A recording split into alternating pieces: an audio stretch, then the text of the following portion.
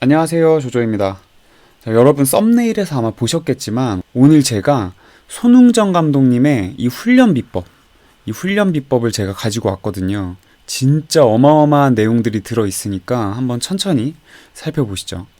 우선 근데 이 교육 비법을 제가 바로 알려드리기 전에 실제로 이 손흥정 감독님이 어떤 식으로 이 교육법을 만들어냈는지 그 탄생 비화 이야기를 좀 들어봐야 될 것 같아요. 그래서 탄생 배경을 한번 소개를 해드릴게요.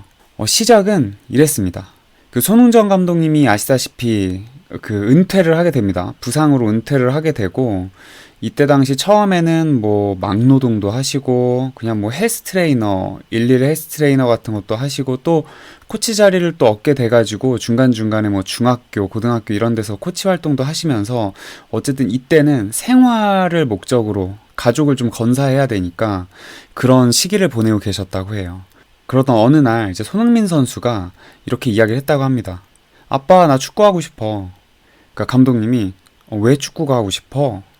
그러니까 뭐라고 이제 손흥민 선수가 이야기를 했겠죠. 근데 이제 손흥정 감독님이 근데 이거 축구 무지 힘든데 너 그래도 할래? 이렇게 물어보셨다고 해요. 그리고 손흥민 선수가 응 이렇게 대답을 하고 이 뭔가 두 분의 전설이 시작이 되죠. 근데 이제 손흥정 감독님은 일반 이제 직장인 이런 게 아니었고 축구를 프로 선수로 뛰었던 분이기 때문에 이 축구 선수로 성장하는 과정의 그 무게, 얼마나 그 힘든 과정인지를 너무나 잘 알고 계셨을 거예요. 그래서 그런 걱정도 많았을 거고 또 한편으로는 내가 가지고 있는 지식을 자녀에게 줄 수 있다는 설레임도 있었을 거고 하지만 여러 가지 복잡한 심경이 들었을 거라고 생각을 합니다. 그런데 이런 생각을 하셨다고 해요. 내가 근데 가르칠 자격이 있나?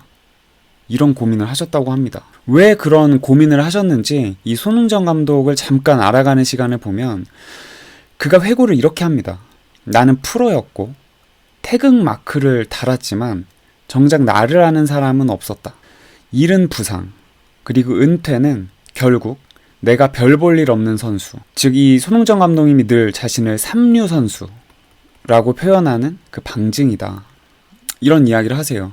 그쵸. 우리 주변에도 이제 수많은 이런 축구 선수분들이 어쩔 수 없이 뭐 이강인 선수나 뭐 이런 정말 어렸을 때부터 주목받던 천재 같은 스타들이 엄청 많잖아요. 더 뛰어난 분들도 많고. 그런데 이런 분들이 경기 중에 어떤 부상 이런 것 때문에 선수로서의 길을 못 가고 코치로 빠지거나 아니면 완전 다른 일을 하는 케이스도 많잖아요. 참 그런 부분이 안타까운 부분이라고 보는데 그런데 손흥정 감독님도 굉장히 대단한 그 스토리를 가지고 있습니다. 우연히 접하게 된 축구가 아마 초등학교 그때쯤이었을 거고 초등학교부터 이제 중학교 정도까지 연습벌레로 살면서 이제 축구를 배우다가 고등학교를 이제 춘천고 들어가게 되죠. 그리고 춘천고에서 지금 보시는 것처럼 공격수로 해트트릭도 하고 성과를 내게 됩니다. 우여곡절이 많았는데 그러다가 이제 명지대에 들어가게 되고요. 명지대에 들어가게 되는데 이제 이때 당시에 상대팀으로 상무팀이 있었대요. 그러니까 군인들이 모여 있는 곳이고 이때 당시 상무가 그 전에는 이제 육해 공군이 좀 나눠져 있었는데 이 육해 공군이 모두 이제 하나가 돼서 대통령배 축구 경기를 그 유나이티드가 된 상무랑 명지대가 대통령배에서 이제 배틀을 뜨게 되죠. 근데 여기서 마지막에 결승골을 때린 게 손흥정 감독님이었고 이 손흥정 감독님 때문에 상무가 패했잖아요. 이 상무에 그때 이제 관장하고 있던 사람이 준장, 원스타 이분인데 이분이 그래서 쟤 누구야 하고선 이제 끌어오게 되죠. 그렇게 해서 손흥정 감독이 보시는 것처럼 이제 국가대표 상비군 상무 쪽에 있다가 이제 국가대표까지 발탁이 되게 되고 그 이후에는 이렇게 프로 선수로 활동을 하지만 28인가요? 그때 이른 나이에 이제 부상으로 은퇴를 해버리게 됩니다. 엄청 막막하셨을 것 같아요. 그래서 그때 나와는 다르게 교육하겠다라는 이제 생각을 하게 됩니다. 그러면서 이런 고민을 하게 됩니다. 그럼 또 좋은 지도자란 무엇이냐? 이 손흥정 감독님이 근데 생각한 좋은 지도자는 기회를 주는 사람이었다고 해요. 본인 스스로가 굉장히 축구를 하게 되는 과정에서도 끊임없이 고민을 했던 사람이거든요. 또 더 잘하게 하고 싶고.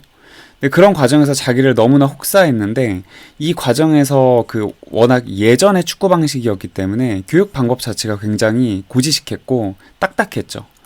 그래서 이런 기회 같은 것들이 개별이 가지고 있는 특징을 사려 깊게 이렇게 이해하지는 못하면서 그냥 이 전체를 위한 교육 방식이었기 때문에 부족했던 거고, 이런 부분에서 좀 불만이 많으셨던 것 같아요.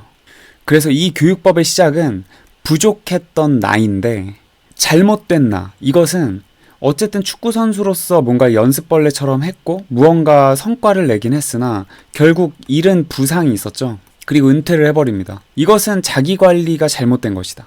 내가 아무리 주목받는 선수였을지 모르겠지만 결국 나는 자기 관리를 하지 못했고, 내 동료들은 그 뒤에도 성장하면서 나를 뛰어넘어 더 국가대표 코치로서 역할을 하고 있는데 나는 그 역할을 하지 못했다는 자책.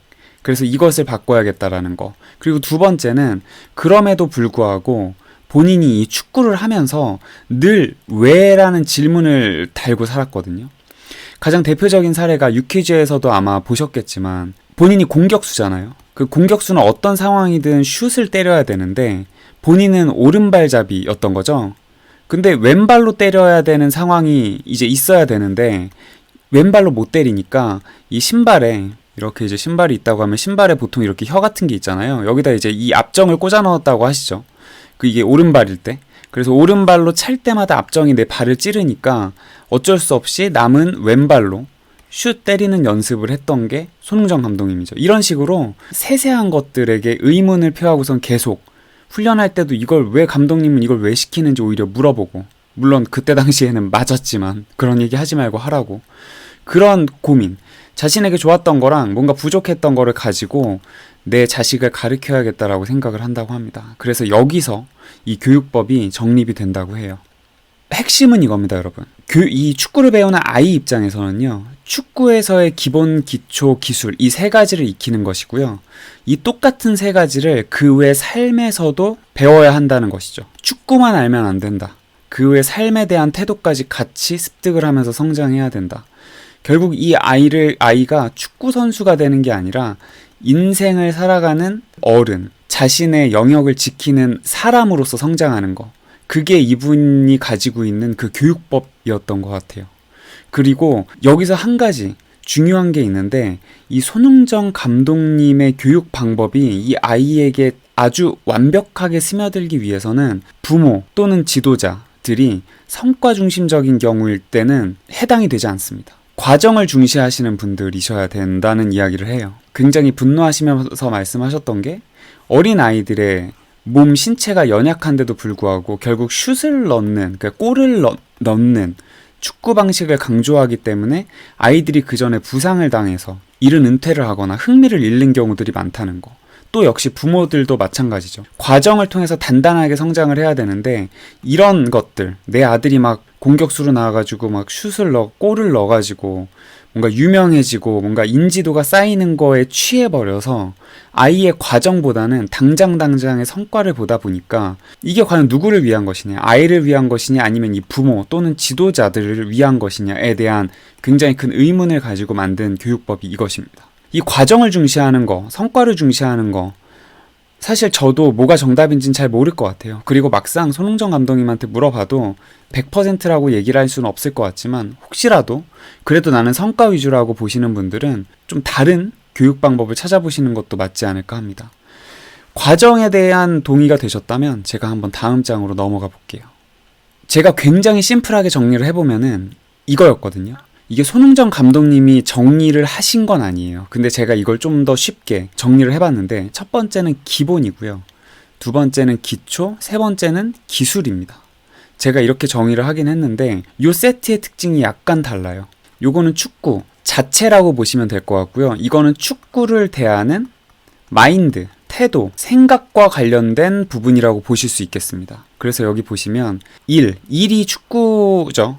혹은 직장인이신 분들은 직장에서의 업무, 학생이면 학생으로서의 전공이라든지 수업, 그리고 삶에 대한 태도가 기본이고, 기초란 체력, 그리고 기본기, 경기를 통한 경험, 이것이 기초라고 볼 수 있고요. 이것이 준비가 되고 이 아이의 나이, 때 이런 것들이 연결어서 준비가 되었을 때 본격적으로 더 고도화된 슈팅, 그리고 자신의 포지션에 따른 공략법, 필요한 기술들을 업그레이드하는 걸 기술, 제가 이렇게 세 가지로 정의를 해봤습니다. 뭔가 이렇게 라임을 맞추려고 했던 것도 있고 어쨌든 의미를 좀 그렇게 주고 싶었던 게 있었어요. 이게 핵심이라고 생각하시고 들어가 보겠습니다. 우선 기본은 아시다시피 마인드가 할 얘기가 너무 많아서 제가 순서는 기초와 기술을 먼저 다루고 세 번째로 마인드를 다뤄볼게요. 첫 번째 기초인데, 이게 뭐지? 지금 1월 제철 음식이 갑자기 나와서 약간 생뚱맞게 느껴지시는 분들이 있을 텐데, 뭐 1월에서 한 2월, 3월까지 이게 여러분 제철 음식이라고 해요. 요새 제철 음식이라는 개념이 좀 없죠. 사람들이 아무 때나 웬만한 음식들을 다 시장에서, 마켓에서 이제 살 수 있으니까. 근데 보시면 뭐 한라봉, 꼬막이나 더덕, 딸기도 이 겨울 음식이었죠. 그리고 과메기나 제가 좋아하는 삼치, 도미, 명태 이런 것들이 이제 제철 음식이라고 하는데 이 얘기를 제가 왜 드리냐 제가 한 건 아니고 손흥정 감독님이 하신 말씀인데 사람들이 철에 맞는 음식을 먹듯이 아이들도 그렇다 이런 말씀을 해주세요. 이렇게 대나무 이야기를 해주시죠. 여러분들이 아시다시피 우리가 좀 집에서 쓰는 예를 들어 좀 큰 예를 들어 칼을 들고선요 대나무 숲에 이렇게 가보세요. 대나무가 뭐 이런 식으로 되어 있죠. 이렇게 죽순이 대나무 여러분이 힘껏 칼로 때려쳐도 이거 안 잘립니다. 뭐 날이 잘 갈려서 이렇게 상처가 좀 날 수는 있거나 진짜 힘센 분, 뭐 마동석 같은 분들이 후려치면 잘릴 수도 있겠지만 일반적으로 이 대나무 저희가 쉽게 한 번에 베기 힘들죠. 굉장히 단단하죠. 근데 이 대나무 죽순도 얘가 나기 전에는 이렇게 연약한 대나무 죽순들이라서 그때는 그냥 나뭇가지 같은 거 주워다가 후려쳐도 얘네가 그냥 다 잘려 날아간다는 거죠. 근데 대나무 죽순이 성장하는 것처럼 아이들의 성장도 마찬가지라는 겁니다. 어렸을 때는 이 아이들이 가지고 있는 근육, 관절, 이렇게 관절 한번 보여드리면 귀엽죠? 근데 이런 것들이 연약하다는 거죠. 근데 우리가 너무 성과 위주의 그런 축구를 하게 되면 어렸을 때 막 진짜 다다다다 달려와가지고 다들 축구하잖아요. 슛 때리고 강하게 일단 때리면 못 막으니까. 그러다 보면 과도한 슈팅 연습 때문에 그 전에 부상을 입는 케이스가 많아진다는 거죠. 이게 이제 막 한 18살, 20살, 이렇게 뭐 17살 이렇게 이제 유소년에서도 전성기 시기에 특히나 부상이 많은 이유라고 이야기를 합니다. 그래서 기초로 기본기만 7년이다. 뭐 딱 7년이라고 잡아놓으신 건 아니지만 손흥민 선수가 거의 한 이 정도를 기본기만 다줬다고 해요. 물론 슈팅 연습을 아예 안 한 건 아니겠죠. 근데 이게 그렇게 힘을 쓰거나 좀 더 실전용 슈팅 연습이라기보다는 기초에 연결된 슈팅 연습을 아마 했겠죠. 그래서 이것이 중요하다는 이야기를 해주십니다. 이걸 저는 이제 기초에서 스킬트리로 좀 이해를 시켜드리려고 하는데 이런 식으로 보시면 될 것 같아요. 1번, 일단 가장 중요한 게 뭐겠습니까, 여러분? 체력이겠죠. 축구는 정해진 90분이라는 시간을 풀로 뛰어야 하는 운동인데 당연히 아무리 기본기나 경험 이런 거 많은 거가 이런 것보다도 기본이 돼야 되는 건 당연히 체력이라고 생각을 해요.